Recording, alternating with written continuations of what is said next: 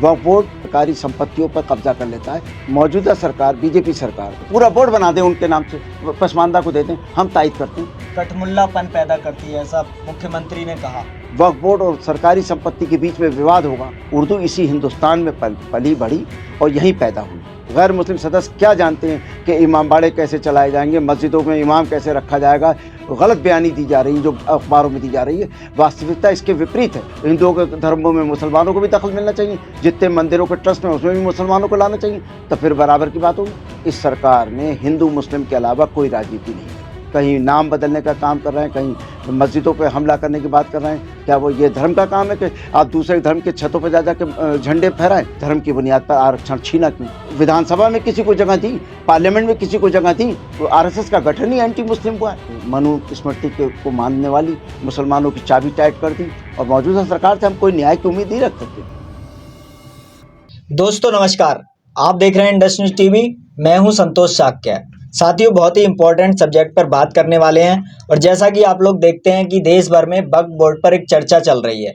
कुछ लोग कहते हैं कि वक्फ बोर्ड किसी की भी संपत्ति पर कब्जा कर सकता है, वक्फ बोर्ड जहां चाहे दावे कर सकता है, वक्फ बोर्ड चाहे तो मंदिर पे भी कब्जा कर सकता है। कई जगह ऐसी बातें भी कही जाती हैं।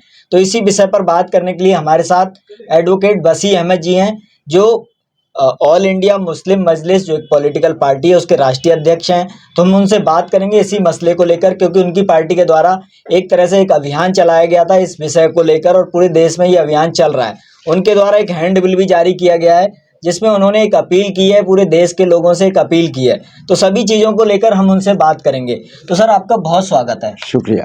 तो मेरा पहला सवाल यही है कि वक्फ बोर्ड को लेकर बहुत सारी बातें सामने आती हैं, तो मैं जानना चाहूँगा कि वक्फ बोर्ड है क्या, और अभी इतना विवादों में क्यों है ये? देखिए, मौजूदा सरकार वक्फ बोर्ड को बदनाम कर रही है। वक्फ बोर्ड के बारे में गलत सूचनाएं दी जा रही हैं। वास्तविकता इसके विपरीत है। वक्फ बोर्ड एक संस्था है, सरकार के द्वारा गठित संस्था है। उसका एक मंत्री होता है, वक्फ मंत्री कहलाता है। उसका अपना सीईओ होता है, पूरा विभाग सरकार का होता है।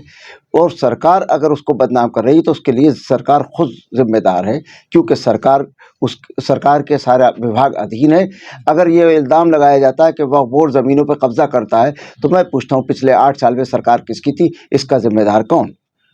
जब उनका मंत्री है, उनका सीईओ है, उनका चेयरमैन है, सब कुछ तो उनका है, तो सरकार का है, तो सरकार ही जिम्मेदार होगी। ये कहना कि वक्फ बोर्ड करता है तो इसकी जिम्मेदारी किसकी होती है? आवाम की तो नहीं होती। सरकार की जिम्मेदारी होती है कि वो अपना विभाग नहीं चला पा रहे हैं, अपने विभाग को नियंत्रण नहीं रखते, तो उसके लिए उस मंत्री को बर्खास्त करें जो इस काम को कर नहीं पा रहा। जनता पे क्यों दोष दे रहे हैं? तो आपको ऐसा क्यों लगता है, ये जो विवाद है, आप कह रहे हैं सरकार इसमें इन्वॉल्व है, तो क्यों लगता है ये विवाद क्यों किया जा रहा है, या सरकार भी अगर इसमें जुड़ी हुई है तो क्यों किया जा रहा है? देखिए, मौजूदा सरकार, बीजेपी सरकार, वो तुष्टीकरण की राजनीति कर रही है। वो मुद्दे को छेड़ रही है जिससे मुसलमानों को प्रताड़ित किया जा सके और एक वर्ग विशेष को पोलराइज किया जा सके, वो उस पे काम कर रही है। वक्फ बोर्ड ना तो किसी ज़मीन पे कब्जा कर सकता है, ना किसी ज़मीन को अपना कह सकता है, जब तक कि वक्फ बोर्ड में किसी की प्रार्थना पत्र ना जाए, क्योंकि वक्फ बोर्ड एक विभाग है, कोई व्यक्ति नहीं जो जाके कब्जा कर लेगा। उसके लिए वक्फ बोर्ड जाइए, एप्लीकेशन दीजिए, पंजीकृत कराइए, तब करता है। दूसरी बात मैं वजाहत कर देना चाहता हूँ कि वक्फ एक्ट 1960 और 1995 दो एक्ट बने। 1995 के एक्ट में रेंट कंट्रोल एक्ट से एग्जम्प्ट कर दिया गया, तो वक्फ प्रॉपर्टियों की आमदनी बढ़ाई गई। प्रचार ये किया जा रहा है कि वक्फ बोर्ड सरकारी संपत्तियों पर कब्जा कर लेता है। मैं पूछना चाहता हूँ, मैंने इसका एक्सप्लेन किया है कि सच्चर कमेटी ने स्वयं लखनऊ की 15-16 संपत्तियाँ दर्शाई हैं जिस पे सरकारी विभाग बने हुए। मुरादाबाद में एक कब्रिस्तान है जिसमें आवास विकास ने फ्लैट बना दिए। तो सरकार की संपत्ति है, वक्फ बोर्ड ने कब्जा करी, या सरकार ने वक्फ बोर्ड की संपत्ति कब्जा करी? मैं तो उदाहरण दे रहा हूँ, कोई उदाहरण ये भी तो दे कि वक्फ बोर्ड ने कहीं पे संपत्तियों पर कब्जा कर दिया। और वक्फ बोर्ड एक संस्था है, व्यक्ति नहीं है जो जाके कब्जा कर लेगा, जब तक कि कोई व्यक्ति जाके उसके खिलाफ प्रार्थना पत्र नहीं देगा। और वक्फ संशोधन बिल को लेकर गलत बयानी दी जा रही है जो अखबारों में दी जा रही है, वास्तविकता इसके विपरीत है। तो सर, जो वक्फ में अभी सरकार वक्फ का जो कानून है, जैसे जो 1954 में पहले बना, 60 में फिर उसे संशोधित किया गया, फिर 95 में किया गया, उसमें सरकार कुछ और संशोधन करना चाहती है। जी, तो क्या वो संशोधन है जो सरकार लाना चाह रही है? हम आपको बताते हैं कि वक्फ बोर्ड जो संशोधन नया आया है जिसमें बहुत ज़्यादा एतराज़ है, 44 संशोधन आए हैं, जिसमें एक संशोधन ये आया है कि वक्फ बोर्ड की जो बोर्ड बनेगा उसके अंदर 2 गैर मुस्लिम सदस्य बनेंगे। मैं पूछना चाहता हूँ कि इस देश में विभिन्न धर्म के लोग रहते हैं, सबकी अपनी धार्मिक संस्थाएँ हैं, उसके अपने-अपने प्रबंध हैं, किसी के प्रबंध में दूसरे का मदाखलत नहीं, तो वक्फ बोर्ड में गैर मुस्लिम सदस्यों का क्या मदाखलत करने का मकसद क्या है? दूसरी बात, वो सदस्य गैर मुस्लिम सदस्य क्या जानते हैं कि इमामबाड़े कैसे चलाए जाएंगे, मस्जिदों में इमाम कैसे रखा जाएगा, वो कैसे बताएंगे कि कब्रिस्तान का प्रबंध कैसे होगा, वो कैसे बताएंगे कि दरगाहों में खानकाहों में सज्जादा क्या काम करेंगे, मैनेजर क्या, वो मुतवल्ली क्या काम करेगा, ये कैसे वो बताएंगे? फिर तो ये है कि एक अफरा तफरी का माहौल बन जाएगा। और ये सिर्फ इसलिए लाया जा रहा है और मीडिया में ये दिखाया जाता है, बार बार प्रचार में देख रहा हूँ कि मीडिया में बताया जा रहा है कि साहब हम महिला सशक्तिकरण की बात कर रहे हैं, महिलाओं को कोटा दे रहे हैं। महिलाएं तो ऑलरेडी आज भी यूपी के वक्फ बोर्ड में 2 महिलाएं हैं। हाँ, कोई उसका तादाद तयन नहीं है, अब उस पर तादाद 2 की कर देना, कोई आपत्ति नहीं, ऑलरेडी 2 हैं और आगे भी जो बोर्ड बना करेंगे 2 महिला बन जाएंगी, कोई आपत्ति नहीं। लेकिन मीडिया में महिलाओं को आगे बढ़ के बात करें, लेकिन इस बात को छुपाया जा रहा है कि 2 गैर मुस्लिम सदस्य क्यों बनाए जाएंगे। हमारा एतराज़ है कि वो आएंगे तो वो हमारे धार्मिक कार्यों में मदाखलत कहलाएगी, हमारी स्वतंत्रता को इफेक्ट करेगी। दूसरी चीज़, एक उसमें संशोधन आया है कि डिजिग्नेट ऑफिसर लफ्ज़ इस्तेमाल किया गया है। जहाँ पे वक्फ बोर्ड और सरकारी संपत्ति के बीच में विवाद होगा तो सरकार की तरफ से कलेक्टर पार्टी बनेगा और उधर वक्फ बोर्ड पार्टी बनेगा, तो हमेशा का उसूल है और एक नियम है कि जब 2 लोगों के बीच में विवाद होता है तो तीसरा पक्ष उसको निर्णय करता है, तो जुडिशियल ऑफिसर करता था। अब जो संशोधन आए उसमें डिजिग्नेट ऑफिसर को अधिकृत किया है कि वो निर्णय करेगा, वही पक्षकार होगा, वही जजमेंट करेगा, तो इंसाफ कहाँ से मिलेगा? सरकार के खिलाफ, सरकार का वो खिलाफ वो पार्टी बनेगा हमारा, सरकार उसकी पार्टी होगी, डीएम उसका पार्टी होगा और वही जजमेंट करेगा, तो जजमेंट कैसे होगा? वो इंसाफ थोड़ी होगा, वो तो जो सरकार चाहेगी वो हो जाएगा। इन चीज़ों को लेके एतराज़ है। सरकार उन मुद्दों को कहीं पर डिबेट में ले आ रही, बल्कि डिबेट उन चीज़ों पे कर रही जिस पे कोई आम आदमी कहेगा हाँ बात तो सही है, क्या बुरी बात है, भ्रष्टाचार दूर करेंगे, ये भी कोई बुरी बात नहीं है साहब, हम उसमें और इफेक्टिव करेंगे, डेवलप करेंगे, किसी चीज़ से एतराज़ नहीं है। जो बुनियादी बातें मैंने अभी आपको बताई ये एतराज़ के लायक है। एक आम आदमी भी कहेगा कि ठीक है, मुसलमानों के धर्म में जब हिंदुओं का दखल होगा तो फिर हिंदुओं के धर्मों में मुसलमानों को भी दखल मिलना चाहिए, जितने मंदिरों के ट्रस्ट में उसमें भी मुसलमानों को लाना चाहिए, तो फिर बराबर की बात होगी। तो ये एक तरीके से गुमराह किया जा रहा है और एक गलत प्रचार किया जा रहा है। एक और चीज़ है, जैसे ये सरकार जो है हर जगह कहीं ना कहीं चेंजेस ला रही है, लेकिन दावा ये किया जाता है सरकार की तरफ से कि हम पॉजिटिव के लिए ला रहे हैं, और आपने कई सारी बातें बताई जिनका कहीं चर्चा कहीं भी नहीं होती है। तो आपको इस सरकार पे भरोसा क्यों नहीं है, और कौन कौन से संशोधन हैं जिनके आप खिलाफ हैं? देखिए, संशोधन मैंने बताया 14 अभी फिर और आ गए। हाँ। 44 आए थे, उसमें 14 फिर और आ गए अमेंडमेंट। और ये उसको दूसरा एतराज़ ये है, वक्फ ट्रिब्यूनल है, देश में लगभग 30 ट्रिब्यूनल प्रदेश में काम कर रहे हैं, सबका अपना अपना अधिकार है, तो वक्फ ट्रिब्यूनल की पावर को निष्क्रिय कर रहे हैं। आप उसमें कह रहे हैं कि वो ना तो स्टे कर सकता, तो फिर वो कोर्ट कब रह गई जब उसकी सारी पावर कर्टेल कर देंगे आप, तो वो कहाँ रहेगा? हाँ, अगर ये उसका इतना कर्टेल करते हैं कि पहले ये था कि वक्फ ट्रिब्यूनल का फाइनल ऑर्डर होगा, उसकी अपील नहीं होगी। अब आप अपील करना चाहते हैं, बहुत अच्छी बात है, ये कोई बुरी बात है, लेकिन वक्फ बोर्ड के बाकी अधिकारों को तो सुरक्षित रखें। अब ट्रिब्यूनल के बाद जब पावर ही नहीं है तो वो एक कोर्ट क्या रह जाएगी चूची को मेरे पास, जब उसको ना तो स्टे करने का पावर है, ना उसे कुछ निर्णय लेने का पावर है, तो वह पास ओवर करेगी, उसके अलावा उस वक्फ बोर्ड का कोई औचित्य नहीं रह जाएगा। जबकि वक्फ बोर्ड में 3 मेंबर होते हैं, एक जज होता है एडीजे रैंक का, एक एग्जीक्यूटिव ऑफिसर होता है, एक वक्फ एक्सपर्ट होता है, 3 जज होते हैं, 3 जज मिलकर निर्णय लेते हैं, तो जल्दी से डिस्पोजल होते हैं, मैटर का डिस्पोजल जल्दी हो जाता है। वक्फ के बारे में हर आदमी को नई जानकारी होती, ट्रिब्यूनल को पूरी जानकारी होती, वो उस मैटर को within no time decide कर देते हैं, जिससे कि इंसाफ जल्दी मिल जाता है। अब आप उसको मॉडिफाइड कर रहे हैं तो वो और उलझ जाएगा, लिटिगेशन बढ़ेगा, इसके अलावा कुछ नहीं होगा। अभी मुझे पता चला है कि ये बिल जो है स्टैंडिंग कमेटी को भेजा गया है, तो आप लोग कोई चर्चा कर रहे हैं, उनके साथ नेगोशिएशन हो रही है कोई, कि इस तरह से ना किया जाए? मैं कोई आपको बातचीत हो रही है? जेपीसी के बारे में बता दूं हाँ। कि जेपीसी की जो 21 तारीख को लखनऊ में मीटिंग थी, उसमें मेरी तरफ से भी अपील गया था प्रस्ताव, तो उसमें उन्होंने अपने मतलब के लोगों को इनवाइट किया और अपने जो उनके ऑलरेडी सेट लोग थे उनको बुलाया और हम लोगों को मिलने का मौका नहीं दिया, हम लोग वहाँ से वापस चले आए। जेपीसी में भी वो लोग अपने हिसाब से जो राष्ट्रीय मुस्लिम मंच के लोग हैं उनसे एफिडेविट लगवा रहे हैं, उन्हीं को भागीदारी दे रहे हैं और उनसे अपने पक्ष में जो चाह रहे हैं कहलवा रहे हैं, क्योंकि राष्ट्रीय मुस्लिम विचार मंच उनका अपना मंच है, उसी को वो मुसलमानों की नुमाइंदगी दिखा देते हैं, बाकी लोगों को मौका नहीं देते।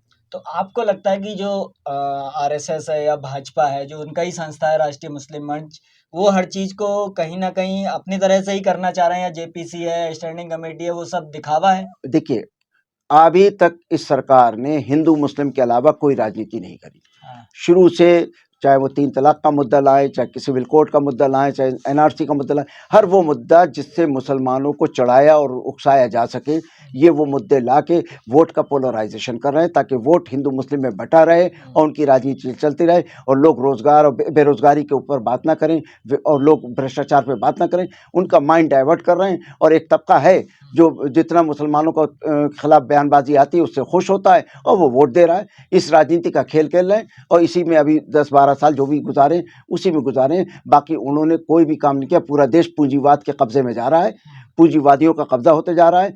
पहले ब्रिटिश सरकार में कंपनी का कब्जा था, अब पूंजीवादियों का अडानी का कब्जा होने जा रहा है। बड़े बड़े इंस्टीट्यूट जितने हैं सब वो ले रहे हैं, आरक्षण ऑटोमेटिक खत्म हो जाएगा। उनका बुनियादी मकसद है कि ओबीसी और एससी का आरक्षण समाप्त करना और संविधान को निष्क्रिय करना, ये उनका मकसद है। एक और चीज आई थी, एक सुप्रीम कोर्ट में एक वकील हैं, एक ब्राह्मण वकील हैं, अश्वनी उपाध्याय, उन्होंने एक केस दर्ज किया है कि जो वक्फ बोर्ड है वो हिंदुओं की संपत्ति पे कब्जा करता है। तो इसको लेकर आप क्या कहेंगे? क्या वक्फ बोर्ड किसी भी हिंदू की संपत्तियों पे कब्जा करता है, या क्या लगता है वो जो अश्वनी उपाध्याय हैं क्या कहना देखिए, अश्वनी उपाध्याय की जितनी भी आप दिन भर की डिबेट देखेंगे, उनकी नफरत भरी भाषा के अलावा इसमें कुछ नहीं होता। दूसरी बात, वक्फ बोर्ड एक विभाग है, कोई विभाग जाके कब्जा नहीं करता है जब तक कि उसको कोई स्थानीय आदमी प्रार्थना पत्र ना दे, उसको गुमराह करे या जो भी कुछ हो। विभाग खुद स्वयं नहीं जाता, और अगर जाता है तो उसका जिम्मेदार उसका मंत्री होता है और मंत्री सरकार का मंत्री होता है। सरकार उसकी जिम्मेदार है कि ऐसा काम उसके विभाग में क्यों हो रहा है। तो किसी हिंदू की संपत्ति पे वक्फ बोर्ड कब्जा नहीं कर सकता ना, बल्कि और वक्फ बोर्ड की संपत्तियों पे लोगों के कब्जे में, बरेली के अंदर मिसाल देता हूँ, गंगापुर का कब्रिस्तान देख लीजिए, उसके ऊपर पूरा कब्रिस्तान हो गया, आगे मंदिर बन गया, पीछे सब लोगों ने मकान बना लिए, कोई संज्ञान नहीं ले रहे हैं। मैंने कहा कालीबाड़ी में आ जाइए, फाल्तूनगंज में एक मस्जिद है जिसमें गाय बंध रही, तो और कहीं पे वक्फ बोर्ड ने कब्जा हो तो बताएं। मैं वक्फ बोर्ड की संपत्तियों में कहाँ कब्जा वो मैं बता सकता हूँ। तो ये जो अश्वनी उपाध्याय ये झूठ फैला रहे हैं? ये बिल्कुल एक आईटी सेल का ग्रुप है बीजेपी का, जो दिन भर इतिहास को तोड़ मरोड़ के पेश करता रहता है ताकि लोगों के दिल और दिमाग में, हिंदू मुस्लिम के दिमाग में खाई पैदा होती रहे और गैप बढ़ता चला जाए और इस ताने बाने को तोड़ दिया जाए। वो मुसलमानों के खिलाफ भी कर रहे हैं, वो ईसाइयों के खिलाफ भी कर रहे हैं, वो बौद्ध धर्म के खिलाफ भी कर रहे हैं, वो सब के खिलाफ कर रहे हैं और एक मिनिमाइज करते जा रहे हैं, इस देश की जनता को गुमराह कर रहे हैं और इसको विचारधारा से बांटने का काम कर रहे हैं। तमिलनाडु में एक मामला भी आया था, एक गांव में जहां पर वक्फ बोर्ड की जो संपत्तियां थी उन पर कुछ लोग रह रहे थे, तो उसमें यह भी कहा गया था अश्वनी उपाध्याय के द्वारा ही या कुछ और लोगों के द्वारा भी कि मंदिर पे कब्जा भी कर सकता है वक्फ बोर्ड। तो क्या किसी के मंदिर पे वक्फ बोर्ड कब्जा कर सकता है? सवाल ही नहीं पैदा था। और तमिलनाडु के जिस गांव की बात कर रहे हैं वो पूरा गांव वक्फ है और उस पर आबादी हो गई, और वक्फ बोर्ड के जो वहाँ के मुतवल्ली हैं उन्होंने कहा कि हम किसी आबादी को उखड़ेंगे नहीं, आप इसके किराएदार बन जाइए, आप इसके किराएदार बन जाइए, क्योंकि मकान बन चुके हैं, मकान हटाए नहीं जा सकते, नॉमिनल किराया दे के और उसको वक्फ बोर्ड के किराएदार बन जाइए। पूरा गांव वक्फ में ऑलरेडी पहले से दर्ज था, तो उसको बेदखल नहीं करा जा रहा है, बल्कि उन्हीं लोगों से रसीद किराए की कटने की अपील की गई कि आप रसीदें कटवा लीजिए जो भी 10-5 रुपए की, ताकि किराएदार हो जाएं आप उसके। तो जो ये एक बात कही गई कि वक्फ मंदिरों पे भी कब्जा कर सकता है, कोई एक बताएं, क्या सच्चाई है? कोई एक मिसाल दें जहां वक्फ बोर्ड ने मंदिर पे कब्जा कर लिया हो, बल्कि वक्फ की जमीन पे मंदिर तो बन गए लेकिन वक्फ बोर्ड ने किसी जगह पे कब्जा नहीं किया। फिर आप लोग ये जो आप कह रहे हैं आईटी सेल ग्रुप है, ये इससे लड़ क्यों नहीं पा रहे हैं? कैसे लड़ेंगे? देखिए, उस व्यवस्था से यूं नहीं लड़ेंगे। आज की तारीख में बीजेपी से ज्यादा धन शक्ति किसी के पास नहीं है, और अशोका रोड पे एक उनका पूरा आईटी सेल चल रहा है जहाँ 300-400 लड़के काम करते हैं, दिन भर पूरे देश को गुमराह करते हैं, फर्जी न्यूज़ें बनाते हैं और फर्जी इतिहास रचते हैं और उससे लोगों के दिलो दिमाग में जहर घोलते हैं। औरंगजेब के इतिहास को ला ला के बताते हैं, ये नहीं बताते औरंगजेब का इतिहास में सबसे ज़्यादा मंत्री जो थे वो हिंदू थे, लेकिन वो इस चीज़ों को एक तोड़ मरोड़ के पेश करके एक हवा बना रहे हैं और कहीं नाम बदलने का काम कर रहे हैं, कहीं मस्जिदों पे हमला करने की बात कर रहे हैं। ये बताइए किसी मुसलमान ने कभी किसी मंदिर पे जाके झंडा लगाया? लेकिन आप आए दिन वीडियो देख रहे हैं कि मुसलमानों की मस्जिदों पे जा जाके झंडा, क्या वो ये धर्म का काम है कि आप दूसरे धर्म के छतों पे जा जाके झंडे फहराएं? लेकिन ये इसमें सरकार का प्रोटेक्शन है। सरकार उकसा रही है, नौजवानों को गुमराह कर रही है। नौजवानों को पता नहीं कि हमें क्या करना है और क्या करवाया जा रहा है, ताकि वो दिमाग उनका उसी में लगा रहे और वो अपने रोजगार की बात ना करें और अपने विकास की बात ना करें। सर एक और सवाल भी है, भाजपा इस समय पसमानदा सम्मेलन कर रही है जिसमें वो पिछड़े वर्ग के मुसलमानों को इकट्ठा करती है। उसका कहना है कि वक्फ बोर्ड में या मुस्लिम पर्सनल लॉ बोर्ड में ओबीसी, एससी या एसटी के जो मुसलमान हैं उनकी हिस्सेदारी नहीं है। तो इस पर आप क्या कहेंगे, उनकी हिस्सेदारी क्यों नहीं है और वो लोग इकट्ठे भी हो रहे हैं? देखिए, वो सब राष्ट्रीय मुस्लिम राष्ट्रीय मंच के बैनर तले काम कर रहे हैं। वो ओबीसी में, हिंदू ओबीसी में भी काम कर रहे हैं, एससी में भी काम कर रहे हैं, लेकिन वो सब एक टारगेट है। मुसलमानों में कोई अगड़ा पिछड़ा नहीं होता। मुसलमानों में मजहबी पॉइंट ऑफ व्यू से ना कोई छोटा होता ना कोई बड़ा होता है। आर्थिक रूप से तो छोटा बड़ा हो सकता है, लेकिन मजहबी बुनियाद पर कोई छोटा बड़ा नहीं है। सब एक ही सफ में एक शेर है कि एक ही सफ में खड़े हो गए महमूद और अयाज, ना कोई बंदा रहा ना कोई बंदा नवाज। नमाज में कोई छोटा बड़ा नहीं होता। इबादत गाह में सबको बराबर का हक हासिल है और वो अपने इबादत की बुनियाद पर छोटा बड़ा हो सकता है, लेकिन बिरादरी की बुनियाद पर कोई छोटा बड़ा इस्लाम में नहीं है। लेकिन सर छोटा बड़ा हो ना हो, लेकिन संसाधनों पे जब हिस्सेदारी की बात आती है तो ये तो हमारा कॉन्स्टिट्यूशन ने रिकॉग्नाइज किया हुआ है पिछड़ी जातियों को, दलित जातियों को, कि संसाधनों पे हिस्सेदारी नहीं है। हाँ। तो वो हिस्सेदारी की बात जब आती है तो उसको लेकर बहुत सारे लोग जुड़ भी रहे हैं उनके साथ, और बहुत बड़ी संख्या में लोग पसमानदा महाज भी चल रहा है एक, वो लोग भी ऐसी बातें उठा रहे हैं। तो इससे निपटने कैसे कहेंगे, क्या कहेंगे? मैं बिल्कुल इस बात की तायद करता हूँ कि पसमानदा समाज का जो मुस्लिम पसमानदा समाज है उसका मंडल आयोग के मुताबिक 8.4 कोटा बनता है। ईमानदारी से दे दीजिए, हम से जहाँ कहो उसका तायद करेंगे, समर्थन करेंगे। ईमानदारी से दे तो दो, देने की बात कहीं नहीं हो रही, झूठ फैलाया जा रहा है। तो आप कहेंगे कि पर्सनल लॉ बोर्ड में या जो पर्सनल लॉ बोर्ड कोई वक्फ बोर्ड है वहां पे रखा जाए उन्हें, पिछड़े मुसलमानों पर्सनल को? लॉ बोर्ड कोई सरकारी संस्था नहीं है, प्राइवेट भी है तो उन्हें रखा जाए। प्राइवेट वो कोई उसके पास कोई अधिकार नहीं, वो तो चंदे पे चलती है आपस के। कोई भी आए कोई भी बन सकता, आलिम होना चाहिए उसके लिए। ये नहीं है कि वहाँ बिरादरी नहीं होती, आलिम होना चाहिए जो उसका पर्सनल लॉ बोर्ड का मेंबर बनेगा। और जहाँ वक्फ बोर्ड है, वक्फ बोर्ड के अंदर ऑलरेडी हैं सब लोग, वहाँ पे कोई पाबंदी नहीं। ये तो सिर्फ बीजेपी एक दुष्प्रचार कर रही है ना कि ये ऐसा हो रहा है। एक बताइए, सत्ता किसके हाथ में? भाजपा के। जिसके हाथ में वो देगा ना इंसाफ, या विपक्ष में बैठा हुआ इंसाफ देगा? वो दें इंसाफ, जहां दें, और जितना कोटा बनता है उससे ज्यादा दें, हम उसके साथ हैं। आप कहना चाह रहे हैं कि उनकी सरकार है और वो वक्फ बोर्ड में हिस्सेदारी दे सकते हैं, लेकिन देते नहीं है सर, वो उस मुद्दे का दुष्प्रचार कर रहे हैं। दुष्प्रचार करते हैं। वो मैं कहता हूँ पूरा बोर्ड बना दें उनके नाम से, पसमानदा को दे दें, हम तायद करते हैं। दे तो वो उनका जो आरक्षण बनता है मंडल आयोग के मुताबिक 8.4, वो 8.4 ही दे दें, बढ़ाएं भी ना, उतना ही दे दें। सरकारी नौकरी में 1% मुसलमान है और मंडल आयोग के मुताबिक 8.4 कोटा बनता है। उसके अलावा आइए, धर्म की बुनियाद से भेदभाव आर्टिकल 341 में किया जा रहा है। आप भी जानते हैं कि हिंदू धोबी दलित, मुस्लिम धोबी पिछड़ा क्यों? आर्टिकल 341 में भेदभाव धर्म की बुनियाद पर है। और वो ये है कि 26 जनवरी 1950 को जब कॉन्स्टिट्यूशन लागू हुआ तब कोई भेदभाव नहीं था।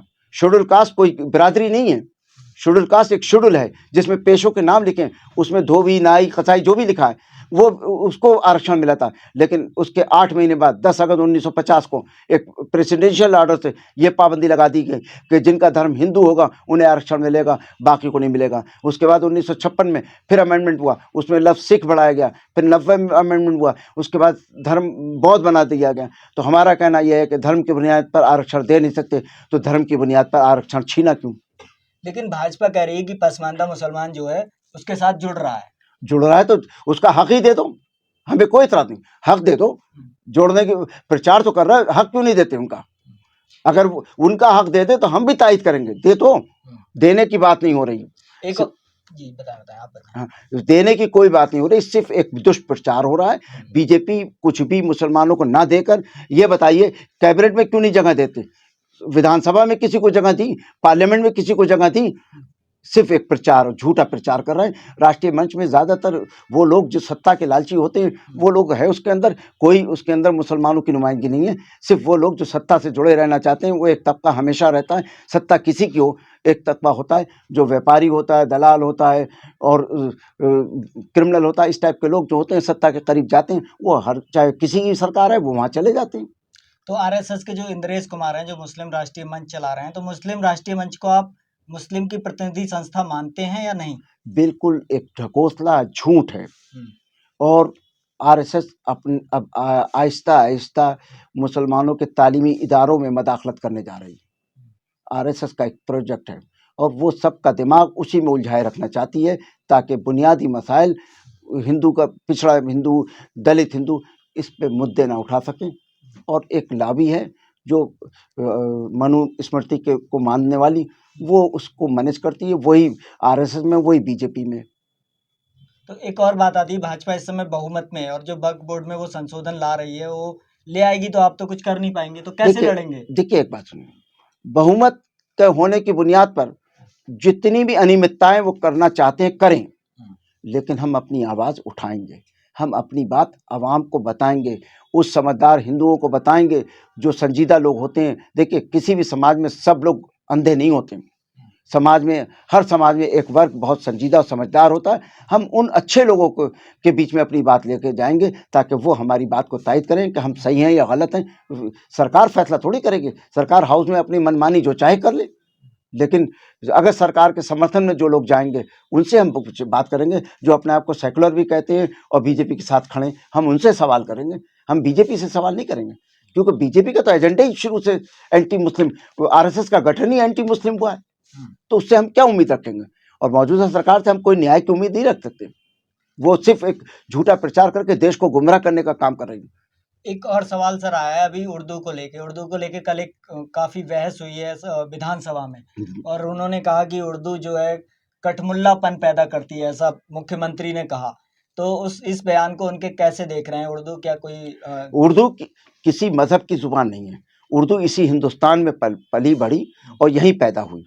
उर्दू किसी मुल्क से नहीं आई है, यहीं के लोगों ने पढ़ा और यहीं पे वो जुबान पनपी, पढ़ी और यहीं पे डली है। अब क्योंकि संकीर्ण मानसिकता के लोगों के हाथ में सत्ता है, उनकी सोच इस तरीके की है जिससे वो सिर्फ लोगों को ये बताना चाहते हैं, देखो हमने ये मेट दिया, हमने मुसलमानों की चाबी टाइट कर दी, फर्जी मुकदमे लगा के जेल भरी पड़ी हैं। आप जेलों में देख लें, आबादी से ज़्यादा तनासुब इस वक्त जेलों में मुसलमानों का है।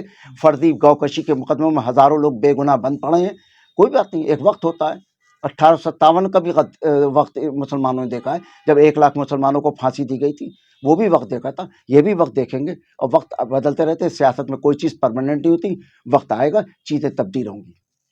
क्या वक्त आएगा? तब्दीलें होंगी, सियासत तब्दील होगी। एक और मेरा लास्ट सवाल है कि आपकी पार्टी जो है किस तरह, क्या आगे का क्या रुख है और किस तरह से आप इस लड़ाई को आगे बढ़ाएंगे? देखिए, हम वक्फ संशोधन बिल को लेकर आवाम में जागरूकता पैदा करेंगे, लोगों को सही बात बताने की कोशिश करेंगे और जो मोदी मीडिया के ज़रिए जो गुमराह किया जा रहा है, जो दुष्प्रचार किया जा रहा है, उसका काउंटर करेंगे, ताकि लोग समझें फैसला कुछ भी हो, लेकिन फैसला तो उनके हाथ में है, हमारे हाथ में नहीं है, लेकिन हम अपनी बात तो आवाम तक पहुँचाने का काम करेंगे। तो क्या कहेंगे देश के लोगों से? बहुत सारे लोग इस वीडियो को देखेंगे, उन सारे लोगों से क्या अपील आपकी मैं रहेगी? देश के तमाम इंसाफ परस्त लोगों से अपील करना चाहता हूं कि वो इसकी वास्तविकता समझें और बीजेपी के दुष्प्रचार से दूर रहें और समझने लगें ये सिर्फ देश को गुमराह कर रहे हैं और पूंजीवाद की तरफ को देश बढ़ रहा है, जो देश के हित में नहीं है और ये आगे जाके बहुत नुकसानदेह होगा। यही मेरी अपील है। तो दोस्तों, ये थे हमारे साथ ऑल इंडिया मुस्लिम मजलिस के राष्ट्रीय अध्यक्ष एडवोकेट वसी अहमद जी, जिन्होंने हमारे सभी सवालों के पूरी बेबाकी से जवाब दिए, और उनका जो अभियान चल रहा है वो देश में समझा रहे हैं लोगों को कि वक्फ बोर्ड किस तरह की संस्था है। और उनका कहना है कि ये ना तो किसी की संपत्ति पे कब्जा कर सकती है, ना ही ये किसी मंदिर पे कब्जा कर सकती है, ये सभी अफवाहें हैं। उन्होंने एक लेटर भी जारी किया हुआ है जिसमें उन्होंने लिखा हुआ है कि क्या क्या अफवाहें फैलाई जा रही हैं, और इसलिए इसको लेके वो अभियान चला रहे हैं। तो सर, हमसे बात करने के लिए आपका बहुत धन्यवाद। शुक्रिया, बहुत बहुत। आप लोग देखते रहिए इंडस न्यूज़ टीवी। नमस्कार।